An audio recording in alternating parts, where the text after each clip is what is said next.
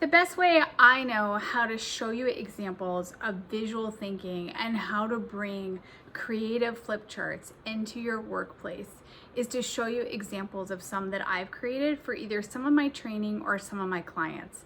So here's one from a small workshop that I taught where I talked about building your toolkit. I talked about your markers. I talked about color theory. I talked about your color palette, covering up mistakes, which is something important that I haven't told you about yet. So first of all, mistakes happen.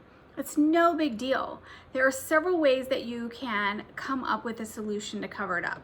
The first one I want to tell you about, I'm looking over on my desk, is to just take an index card and some tape or a little glue stick and just cover up your mistake and then just draw over it. That's the fastest way to do it.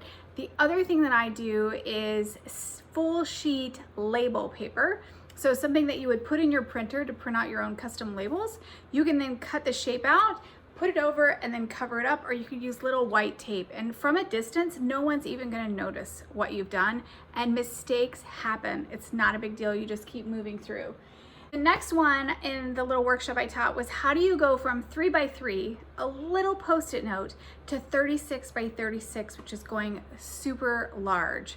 And it's just a matter of taking sometimes the post-its to map out your ideas while you're thinking through your larger visual. And those larger visuals are great whenever you're bringing together ideas for a really large group.